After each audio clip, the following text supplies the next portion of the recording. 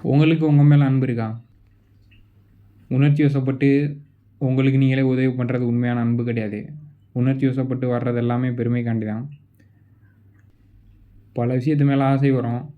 ஆசைப்பட்டதை அடைஞ்சிங்கன்னா உங்களுக்கு நீங்களே செய்கிற உதவி கிடையாது.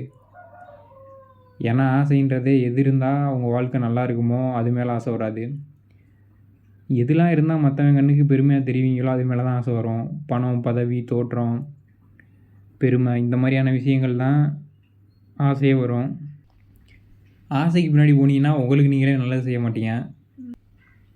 இதே மாதிரி தான் உணர்ச்சி வசப்பட்டு இனப்பற்று வைக்கிறது, குடும்பத்து மேலே பற்று வைக்கிறது, பிள்ளைங்க மேலே பற்று வைக்கிறது, உங்கள் மேலே பற்று வைக்கிறது, இந்த மாதிரி பற்று வச்சு எது செஞ்சாலுமே அதுவும் பெருமைக்காண்டி தான் வரும்.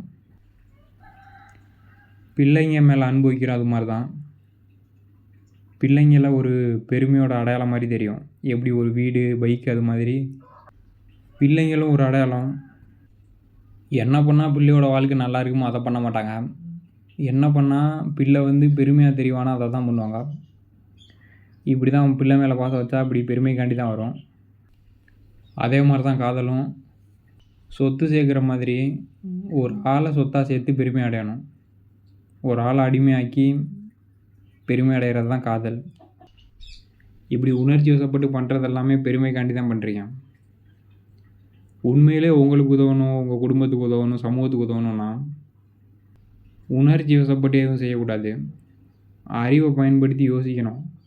வாழ்க்கைன்னா என்ன, வாழ்க்கைக்கு என்ன தேவை அப்படின்றத புரிஞ்சுக்கிட்டு இப்படி வாழ்க்கைக்கு எது தேவையோ அதை உங்களுக்கு நீங்களே செய்கிறதா உங்களுக்கு நீங்களே செய்கிற உதவி.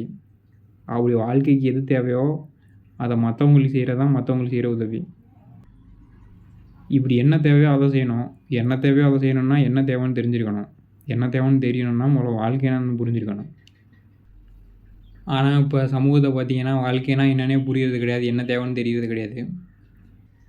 மனசுக்கு என்ன தோணுதோ அதை பண்ணுறது.